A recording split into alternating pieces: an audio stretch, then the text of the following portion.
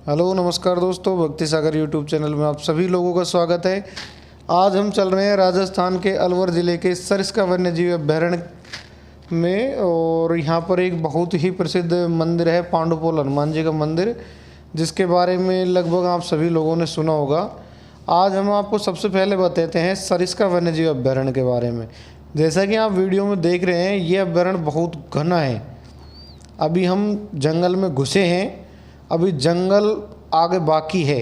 यहाँ पर हमें टाइगर भी मिल सकते हैं, चीता भी मिल सकती है, तेंदुआ मिल सकता है, हिरण मिलती हैं। और यहाँ पर सरिस्का में जो कुछ क्षेत्र ऐसा है जहाँ पर हमें सीमित रूप से पशुओं की चराई की परमिशन मिलती है।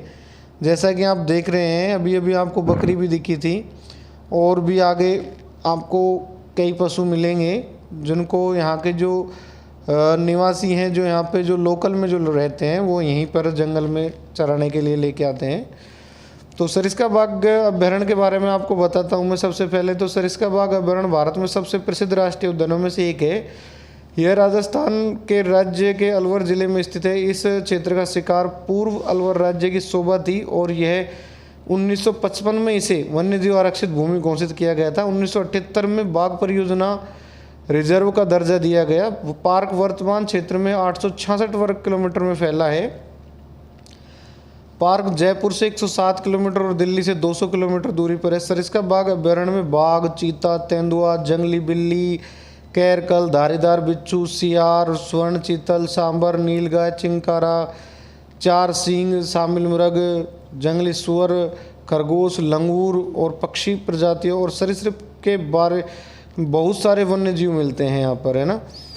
तो एक सबसे अच्छा फैक्ट ये बताता हूँ आपको कि पूरे राजस्थान में सबसे ज़्यादा जो हरियल पक्षी पाया जाता है वह सरिस्का वन्यजीव अभयारण्य में ही पाया जाता है। पूरे राजस्थान में सबसे ज़्यादा मोर यदि पाए जाते हैं तो वो सरिस्का वन्यजीव अभयारण्य में पाए जाते हैं।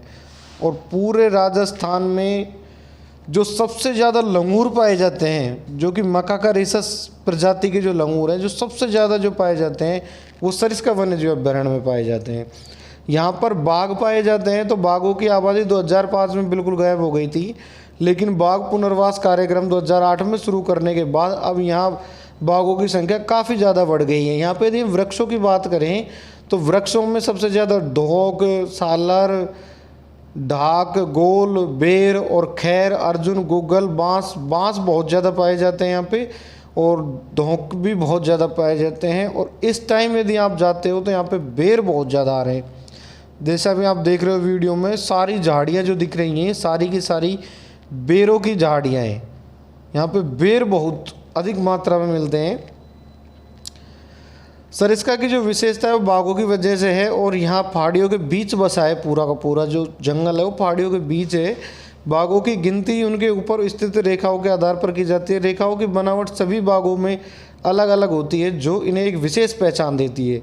कैमरे में स्नैपशॉट लिए जाते हैं, फिर उनकी गिनती शुरू होती है। शोधकर्ता प्रत्येक स्नैपशॉट मैनुअल रूप से जाँच करते हैं, और फिर बाघों की धारी पैटर्न का विश्लेषण करते हैं। और फिंगरप्रिंट की तरह जो धारियाँ होती हैं वो अद्वितीय होती हैं, और अंत में बाघों की संख्या बता दी जाती है। तो दोस्तों, ये था आप लोगों को बताया सरिस्का वन्यजीव अभयारण्य। अब जो मैं आपको बताऊंगा वो बताऊंगा पांडुपोल हनुमान जी के बारे में। ऐसे फैक्ट जो आप लोगों ने अभी तक नहीं सुने होंगे। बहुत अच्छा मंदिर है, और वहाँ की काफ़ी सारी विशेषताएँ जो मैं आपको अभी बताने वाला हूँ। तो पांडुपोल जो है वो सरिस्का अभयारण्य में स्थित एक बहुत प्रसिद्ध मंदिर है। यहाँ पर एक मंदिर और भी है, भर्तृहरि जी महाराज का मंदिर है, नीलकंठ महादेव का मंदिर है, तो वहाँ पर भी हम चलेंगे। तो पांडुपोल हनुमान मंदिर में जो लक्खी मेला भरते है उसमें करीब 50,000 श्रद्धालु दर्शन करने के लिए आते हैं। पांडुपोल हनुमान मंदिर अलवर शहर के करीब 55 किलोमीटर दूर स्थित है। यहाँ पर क्या है, महाभारत काल के दौरान जो पांडव थे तो उन्होंने अज्ञातवास जो बिताया था यहाँ पे। तो अज्ञातवास के दौरान भीम ने अपनी गदा से प्रहार कर यहाँ पर एक पहाड़ टूट गया था, जिससे पांडवों के लिए रास्ता बनाया गया था। हम आपको आगे वो भी दिखाएंगे, जो गधा का प्रहार जो उसने किया था भीम ने, तो उससे जो पहाड़ पर टूटा हुआ था वो अधर हवा में झूला हुआ है इस वक्त भी। वो आपको आगे जाके दिखाएंगे हम, जब हम ठेठ पांडुपोल मंदिर पर पहुंचेंगे तब। पांडुपोल मंदिर के पीछे एक पौराणिक कथा जुड़ी हुई है। तो महाभारत काल की घटना के अनुसार इस अवधि में द्रौपदी अपनी नियमित दिनचर्या के अनुसार इसी घाटी के नीचे की ओर नाले के जलाशय पर स्नान करने गई थी। एक दिन स्नान करते समय नाले में ऊपर से जल में बहता हुआ एक सुंदर पुष्प आया। द्रौपदी ने उस पुष्प को प्राप्त कर बड़ी प्रसन्नता व्यक्त करते हुए उसे अपने कानों के कुंडलों में धारण करने की सोची। स्नान के बाद द्रौपदी ने महाबली भीम को वह पुष्प लाने को कहा, तो महाबली भीम पुष्प की खोज करता हुआ जलधारा की ओर बढ़ने लगा। आगे जाने पर महाबली भीम ने देखा कि एक वृद्ध विशाल वानर अपनी पूंछ फैला आराम से लेटा हुआ था। वानर के लेटने से रास्ता पूर्णतः अवरुद्ध था। यहाँ सकरी घाटी होने के कारण भीमसेन के आगे निकलने के लिए कोई और मार्ग नहीं था। भीमसेन ने मार्ग में लेटे हुए वृद्ध वानर से कहा कि तुम अपनी पूंछ को रास्ते से हटाकर एक और कर लो। तो वानर ने कहा कि मैं वृद्ध अवस्था में हूँ, आप इसके ऊपर से चले जाएं। भीम ने कहा कि मैं इसे लांघ कर नहीं जा सकता, आप पूंछ हटाइए। इस पर वानर ने कहा कि आप बलशाली दिखते हैं, आप स्वयं ही मेरी पूंछ हटा लें।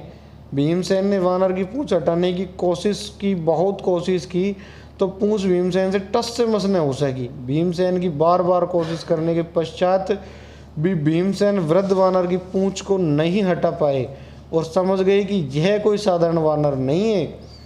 तो भीमसेन हाथ जोड़कर वृद्ध वानर को अपने वास्तविक रूप में प्रकट करने की विनती की। इस पर वृद्ध वानर ने अपना वास्तविक रूप प्रकट कर अपना परिचय हनुमान के रूप में दिया। भीमसेन ने सभी पांडवों को वहां बुलाकर वृद्ध वानर की लेटे हुए रूप में ही पूजा अर्चना की।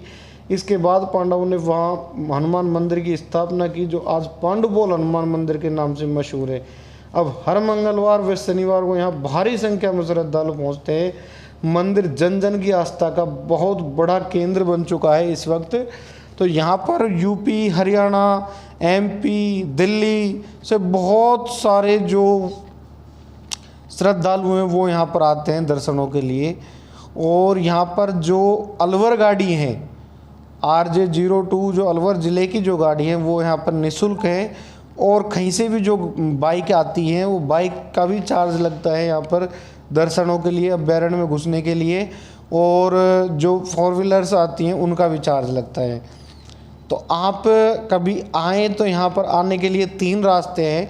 एक भर्तरी जी महाराज से होते हुए जो सरिस्का का मेन गेट जिसको हम बोल सकते हैं वहाँ से है। दूसरा जो है वो टहला से है, टहला राजगढ़ में पड़ता है, अलवर ज़िले के राजगढ़ तहसील में पड़ता है। तो दूसरा जो गेट है वो टहला से है। तीसरा जो गेट है वो बालेटा से जाता हुआ है, मालाखेड़ा तहसील पड़ती है अलवर ज़िले में, वहाँ से बालेटा से होकर जाता है। तो आप कभी भी आओ, बाइक से आओ तो बालेटा, तीनों रास्ते में कहीं से भी जा सकते हो, बालेटा से भी जा सकते हो, टहला से भी आ सकते हो और सरिस्का के मेन गेट से भी जा सकते हो। लेकिन यदि आप सिर्फ बाइक से आते हैं और या 4 व्हीलर से आते हैं और मालाखेड़ा तहसील के बालेटा होकर रास्ते में जाने की कोशिश करें तो यहाँ पर सिर्फ और सिर्फ बाइक ही अलाउ है यहाँ पर, और 4 व्हीलर वगैरह कुछ भी अलाउ नहीं है यहाँ पर और किसी को जाने को रास्ता ही नहीं है। यहाँ पर सिर्फ बाइक जा सकती है या आप पैदल जा सकते हैं। तो मेरे विचार से ये है कि आप कभी भी इधर से आओ तो बाइक से ही आओ, पैदल जाने की तो सोचना ही मत, क्योंकि यहाँ पर बहुत घना जंगल है, आपको कोई भी जंगली जानवर इधर मिल सकता है। तो पैदल जाना उचित होता है सिर्फ मेले के टाइम पे, क्योंकि मेले के टाइम पे बहुत संख्या में लोग आते हैं, बहुत ज़्यादा भीड़ होती है। तो मेले के टाइम पे कोई दिक्कत नहीं है। बाकी अदरवाइज़ यहाँ पर पैदल जाना थोड़ा सा रिस्की काम हो सकता है। बाकी यहाँ पर मंगलवार, शनिवार बहुत भारी संख्या में लोग आते हैं, पैदल भी जाते हैं। तो इसलिए आपको कभी भी आना चाहिए। पांडुपोल हनुमान जी का बहुत बड़ा मंदिर है। तो कुछ लोग यहाँ पर कहते हैं कि भाई हनुमान जी के मंदिर में हनुमान जी आते हैं, रात को यहाँ पर भोग वोग लगाते हैं। बाकी हमने ऐसा कुछ देखा नहीं वहाँ पे। हम रात को, क्योंकि वहाँ पर रात को रुकना अलाउ नहीं है, वरना हमने कोशिश भी की थी वहाँ पर रुकने की, लेकिन रात को वहाँ पर रुकना अलाउ नहीं है। तो इस वजह से शाम को मंदिर बंद हो जाता है। और यह मंदिर केवल और केवल शनिवार और मंगलवार को खुलता है, इसके अलावा मंदिर हमेशा बंद रहता है। तो इसलिए आप कभी भी आओ तो शनिवार या मंगलवार को आओ, अदरवाइज़ आपको सिर्फ जंगल घुमा दिया जाएगा, मंदिर के दर्शन नहीं कराए जाएंगे। यदि आप आते हो सरिस्का घूमने के लिए कभी भी, तो पांडुपोल हनुमान मंदिर ज़रूर देखें, क्योंकि यहाँ पर आने के बाद में एक मन को बहुत बड़ी संतुष्टि, बहुत बड़ी तसल्ली मिलती है, बहुत आनंद मिलता है यहाँ पर आकर। तो यहाँ पर बहुत ज़्यादा मात्रा में लंगूर हैं, मोर हैं, जैसा कि आप देख रहे हैं वीडियो में। तो लंगूर क्या रास्ते में ही बैठे रहते हैं, और लोग यहाँ पर कभी लंगूरों के लिए कोई केले लेके आता है, कोई चुगा लेके आता है। तो देखो, जंगल का नियम तो ये है कि यहाँ पे अलाउ नहीं किया जाता है, लेकिन फिर भी लोग यहाँ पर ज़बरदस्ती लेके आते हैं। तो यहाँ पर किसी को भी लाना नहीं चाहिए, क्योंकि शनिवार मंगलवार तो आप लोग घेर देते हो, इनको चुगा भी डाल देते हो और केले भी दे देते हो, तो शनिवार मंगलवार तो इनका पेट भर जाएगा। लेकिन अदर डे क्या करेंगे, कहाँ जाएंगे? तो जंगल प्रकृति जो है वो एक प्रकृति का एक अनुपम उदाहरण है हमारे पास जंगल। तो प्रकृति के साथ हमें कोई भी छेड़छाड़ नहीं करनी चाहिए। ये अपना पेट भरना खुद जानते हैं। जंगल में इनके पेट भरने के लिए काफ़ी कुछ चीज़ें होती हैं, और ये अपना पेट बहुत अच्छे तरीके से भर सकते हैं। तो इसलिए इनके लिए मेरा ये मानना है कि जो कुछ धर्म पुण्य आपको करना हो, अपने गांव में, किसी नदी पर, कहीं और करें। यहाँ पर आप जो जंगली जानवर हैं, अभयारण्य क्षेत्र में आप लोगों को उनके लिए कुछ भी नहीं लाना चाहिए, क्योंकि वो एक दिन देने के बाद वो इसी वेट में रहते हैं कि कल भी कोई इधर लेके आएगा, और वो इधर भूखे बैठे रहते हैं। इसलिए अभयारण्य क्षेत्र में तो आपको कुछ भी नहीं करना चाहिए। धर्म पुण्य मिलता है भूखे को भोजन देने से, तो वो आप लोग कहीं भी कर सकते हो। ज़रूरी नहीं है कि आप इधर ही आके करो अभयारण्य क्षेत्र में। यदि आप इधर पकड़ में आ जाते हो या आपको कोई देख लेता है, तो आप लोगों को इधर उसकी जेल भी हो सकती है, सज़ा भी हो सकती है, आप लोगों के ऊपर उसकी पेनल्टी भी लग सकती है, जो भी नियम यहाँ पे हैं। तो जैसा कि आप लोग देख रहे हैं, ये पांडुपोल हनुमान जी का जो मेन गेट है, मेन दरवाजा है, वो है।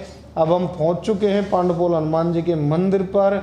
यहाँ से हम प्रसाद ले सकते हैं, कचौरी खा सकते हैं। यहाँ की कचौरी बहुत ज़्यादा प्रसिद्ध है।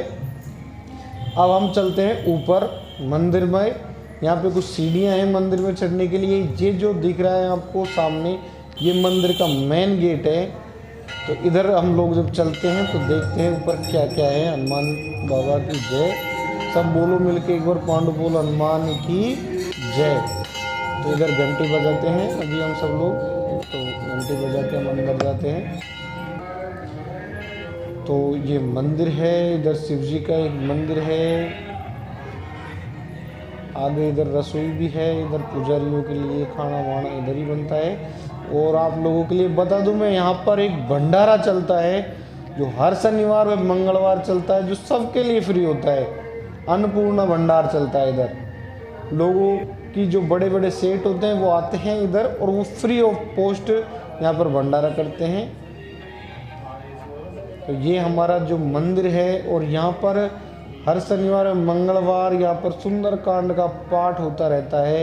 आप भी कभी आओ तो इधर हमें मन को बहुत बड़ी तसल्ली, बहुत बड़ा आराम मिलता है। इधर हमारे शरीर के सारे दुख दूर हो जाते हैं। ये हमारे मंदिर का मेन गेट है। ये है बाबा हनुमान जी, जो कि यहाँ पर शयन मुद्रा में इनकी मूर्ति स्थित है बाबा की।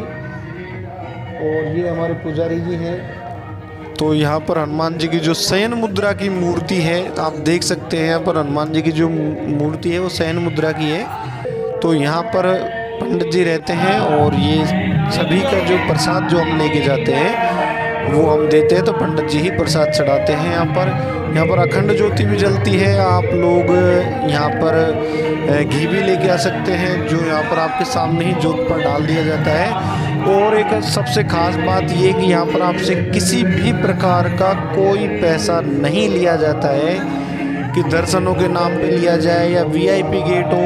आपने लोगों ने देखा होगा कि बड़े बड़े मंदिरों में एक वीआईपी गेट होता है। यहाँ पर ऐसा कुछ नहीं है। यहाँ पर सबके लिए एक गेट है। लेकिन जो लोग मन्नत मांगते हैं या जो लोग पूजा पाठ करने के लिए आते हैं, उनके लिए यहाँ पर अलग से जो पंडित जी होते हैं, यहाँ पर 3-4 पंडित जी होते हैं, वो अलग से होते हैं, वो यहाँ पर पूजा पाठ कराते हैं, उनके लिए हवन वगैरह करवाते हैं और उनके लिए अलग से अंदर ही बैठा के सब काम करते हैं जो लोग यहाँ पर मन्नत मांगते हैं। यहाँ पर ये पंडित जी हैं जो आपको दिख रहे हैं, ये यहाँ पर सुंदरकांड का पाठ करते हैं हर शनिवार और मंगलवार। यहाँ पर सुंदरकांड का कंटिन्यू सारा दिन पाठ होता है। आप लोग इधर बैठ के सुंदरकांड का आनंद ले सकते हैं। यहाँ पर ये शिलालेख है और इस पर लिखा हुआ है हनुमान जी के जो इतिहास है पांडुपोल हनुमान जी का, वो यहाँ पर आप लोगों को लिखा हुआ मिलेगा कि क्या क्या हुआ था, कैसे यहाँ पर हनुमान मंदिर हुआ था, क्या हुआ था क्या नहीं हुआ था, आपको पूरा मिलेगा इस पर लिखा हुआ। तो अब हम सब लोग नीचे चलते हैं और नीचे चलने के बाद अब हम लोग आपको दिखाने वाले हैं कि जो भीम ने जो गदा मारी थी और गदा मार के जो हॉल किया था, छेद किया था जो डोंगर में, वो आप लोगों को मैं अभी दिखाने वाला हूँ। तो उसमें आज भी वो अधर झूला हुआ है और उसमें से जो बरसात का जब टाइम होता है तो उसमें से एक झरना बहता रहता है और जो झरना ये है हमारा पांडुपोल, जो कि भीम ने गदा मारी थी और गदा मार के जो छेद किया था वो ये है। पहले यहाँ पर ऊपर तक सीढ़ियाँ चढ़ती थी, अब नहीं चढ़ती हैं। और ये तो बारिश का जब समय होता है तो बारिश के समय में क्या है, वो सीढ़ियाँ जो हैं वो टूट गई थी, तो ऊपर जाने का कोई रास्ता नहीं है। पहले यहाँ पे हम लोग ऊपर तक जाते थे, ऊपर तक देखते थे और इसके नीचे जो कुंड है जहाँ से झरना बहता है उसके नीचे जो कुंड है, तो देखो इस प्रकार का झरना यहाँ पे बहता था। इसमें 7 घाट का बाण डुबो दिया, लेकिन इस कुंड के जो तो वो है पैंदा है उसका कोई पता नहीं है, कितना ऊंडा है कितना गहरा है इसका किसी को अंदाज़ा नहीं है। तो आप कभी भी जाएं तो इधर नहाने की गलती बिल्कुल ना करें। आप सभी लोगों को ये वीडियो अच्छी लगी तो लाइक और शेयर और सब्सक्राइब करें। बोलो पांडुपोल हनुमान महाराज की जय।